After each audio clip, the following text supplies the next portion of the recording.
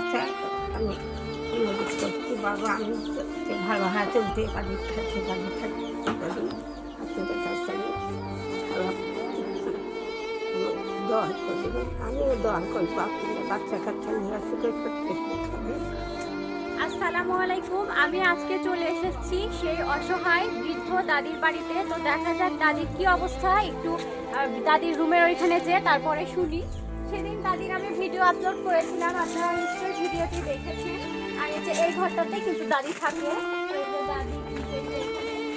দাদি কেমন আছেন? ও কি এটা আলু আর ফুলকা? কি দিয়ে রান্না করবেন আলু ফুলকা? কেন মাছ নাই? আর হাত পাতারও নাই, শাড়ি ডালও নাই, আজকে যে যেখান থেকে এই ভিডিওটি দেখছেন সবাই কিন্তু ভিডিওটি বেশি বেশি শেয়ার করে দিবেন, সবার মাঝে ছড়িয়ে দিবেন ভিডিওটি, যেন অসংখ্য মানুষ ভিডিওটি দেখতে পারে। এবং যারা অর্থ দিয়ে মানবিক কাজে এগিয়ে আসতে না পারবেন তারা অবশ্যই ভিডিওতে লাইক কমেন্ট শেয়ার দিয়ে কিন্তু মানবিক কাজে সামিল হয়ে যাবেন। আর এই যে দাদিকে দেখতে পাচ্ছেন, দাদি কিন্তু এখন এখানে আলু আর ফুলকা কেটে নিয়েছে, এটা রান্না করবে। তো উনার মাছ নেই, এই জন্য এই আলু আর ফুলকা উনি খালি ঝোল করে এখন খাবে। ঘরে চালও নেই, চাল আছে শুধু আজকে রান্না করলেই শেষ, কালকে রান্না করার আর চাল নেই। আজকে রান্না করলে চাল ফুরে যাবে। আচ্ছা, বুঝতেই পারতেছেন এই মানুষটা এখানে কি অবস্থায় থাকে, কত বেশি কষ্টের মধ্যে থাকে। আর এই যে দেখতে পাচ্ছেন এই চটটা কিন্তু মাটিতে পাড়া আছে, এই ঘরে থাকে কিন্তু দাদি। আর এই যে চট নিচে পাড়া আছে, এই চটের উপরে দুই একটা কাঁথা পেরে কিন্তু দাদি এই ঘরেই শুয়ে থাকে। দেখা যাচ্ছে না, ভেতরে অন্ধকার আর কি। দাদি একটু এখানে আসেন। আচ্ছা, ওখানে বলো। তো আমি চাই আপনারা সবাই এরকম অসহায় বৃদ্ধ মানুষের পাশে এসে দাঁড়ান।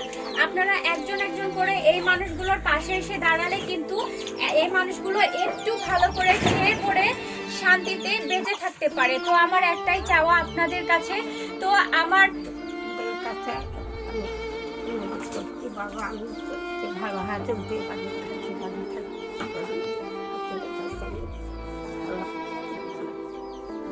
দোয়া করি, আমিও দোয়া করবো আপনাদের বাচ্চা কাচ্চা নিয়ে সুখে করতে খাবে। আল্লাহ তো সুখে রাখে, শান্তি রাখে। বুঝতেই পারতেছেন দাদি কি বললো, যে বাবা আপনারা যদি সবাই আমাকে একটু দেখেন তাহলে আমি একটু ভালো করে খেয়ে পড়ে বেঁচে থাকতে পারি, আমি আপনাদের জন্য দোয়া করব। তো আমার এই মানবিক কাজে আত্রাই উপজেলার কৃতি সন্তান আওয়াল খান ভাইয়া সৌদি থেকে কিন্তু আমার মানবিক কাজে এগিয়ে এসেছে। তো ভাইয়ার পক্ষ থেকে আমি আজকে দাদির হাতে কিছু টাকা তুলে দিব, টাকাটা দাও, টাকা তুলে দিব দাদি।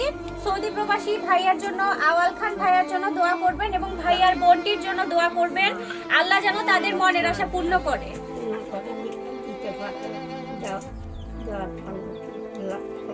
রাখি, আল্লাহ যেন ভালো রাখি, শান্তিতে থাকে, শান্তিতে রাখবো, আমার দেশে শান্তি দিতে, আমার দেশে শান্তি পায়। অবশ্যই ভাইয়ার জন্য, আওয়াল খান ভাইয়ার জন্য অনেক অনেক দোয়া রইলো এবং আপুর জন্য অনেক অনেক বেশি দোয়া রইলো। আল্লাহ যেন আপুর মনের আশাটা পূর্ণ করে। আর আপনারা সবাই কিন্তু এই মানবিক কাজে এগিয়ে আসবেন এবং এই অসহায় বৃদ্ধ মানুষগুলোর পাশে দাঁড়াবেন, এই একটা আমার চাওয়া আপনাদের কাছে।